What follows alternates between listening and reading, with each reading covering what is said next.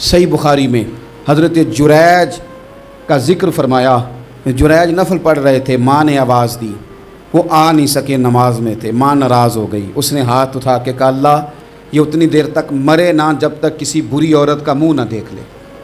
کسی اور کی دعا کے لیے سند نہیں ہے کہ وہ تیرے ہاتھ میں ضرور قبول ہوگی، لیکن ماں باپ کی دعا کے لیے میرے نبی پاک نے سند بیان کی ہے۔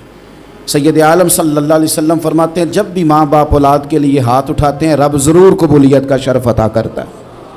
تو جہاں سند موجود ہے نا، کچھ افتتاح ابا جی سے بھی کرا لینے چاہیے، کچھ کام شروع کرنے سے پہلے صرف اماں سے ہی دعا کرا لینی چاہیے، یہ والا افتتاح بھی بڑے کام کا ہے کیونکہ یہاں سند بیان کر دیا میرے نبی کریم۔ تو جناب جریج کی ماں ناراض ہو گئی، کہنے لگی اللہ اس نے میری بات نہیں سنی، اب تھے تو وہ نیک لیکن رب کریم کی حکمت کا تقاضا ہے، ماں کی دعا کو بھی قبول کرنا تھا، اللہ نے آزمائش میں مبتلا کر دیا۔ والدہ تو چلی گئیں، وہ ایک خیمے میں، ایک کٹیا میں، ایک جھونپڑی میں عبادت کرتے تھے، اللہ کو یاد کرتے تھے، رب رب کرتے تھے، اور لوگ ان کی بڑی تعریف بھی کرتے تھے، لوگ ان کے ارادت مند بھی تھے، عقیدت مند بھی تھے، اہل محبت بھی تھے۔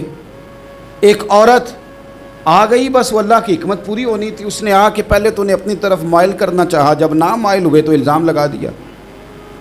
یہ ہمارے دور کا تقاضا ہے، لوگ پہلے آپ کو اپنے حق میں قائل کرتے ہیں، اپنی فرما برداری میں لانا چاہتے ہیں، اگر آپ نہیں آتے تو پھر وہ آپ کو مجرم قرار دے دیتے ہیں، یا میرے ساتھ چل ورنہ پھر میں تیرے خلاف پراپیگنڈا کروں گا، دو ہی باتیں۔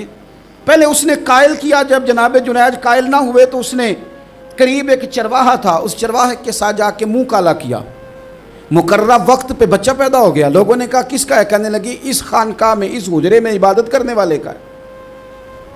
اگر کسی دیندار پر ذرا سا بھی الزام لگ جائے تو آپ یقین کریں کہ بڑے بڑے خوفناک لوگ بھی نیک ہو جاتے ہیں، جن کا اپنا سارا ماضی کالا سیاہ ہو وہ بھی اجالوں کے راہبر بن جاتے ہیں، جن کی اپنی زبانیں ساری زندگی آلودہ رہی ہوں وہ بھی بڑے بڑے اعلیٰ سچ بولنے لگتے ہیں۔ اعلیٰ کچے میرے مکان کی دیوار کیا گری، لوگوں نے تو میرے صحن میں رستے ہی بنا لیے۔ بڑے لوگ آ جاتے ہیں، پھر بڑا کچھ کرتے ہیں اور بڑے بڑے خوفناک جملے کستے ہیں، بس کو نقطہ جو ہاتھ آ گیا ایسا جیسے گرنے کا انتظار کر رہے تھے۔ اب جناب لوگ اٹھے، احتجاج شروع ہو گیا، شور پڑ گیا، یہ بابا بڑا نیک بنتا تھا، نفل پڑھتا تھا، عبادتیں کرتا تھا، دیکھو اس کا حال کیا ہے کہ اس نے ناجائز بچہ پیدا کیا۔ بغیر تحقیق کے میں کہہ چکا ہوں کہ الجھے الجھے بکھرے بکھرے روز و شب دیکھے گا کون، لوگ تیرا جرم دیکھیں گے سبب دیکھے گا کون، لوگ تیرا جرم دیکھیں گے سبب کوئی غور نہیں کرتا کہ وجہ کیا تھی۔ او بھائی کچھ تو مجبوریاں رہی ہوں گی، یوں ہی کوئی بے وفا نہیں ہوتا۔ الزام لگا دیا، شور ہوا، احتجاج ہوا، دنیا اکٹھی ہوئی، ان کا انہوں نے حجرہ گرا دیا، مارا بھی، پیٹا بھی، ایک نیک آدمی کو بدنام بھی کیا، برا بھلا بھی کہا، گالیاں بھی دیں، جو کر سکتے تھے کیا۔ اب جب سزا دینے لگے نا تو جناب جریج کہنے لگے تھوڑی سی اجازت دیتے ہو، مار تو تم نے دینا ہی ہے۔ کہا جناب ٹھیک ہے دیتے ہیں۔ انہوں نے کہا صرف 2 نفل پڑھنے ہیں۔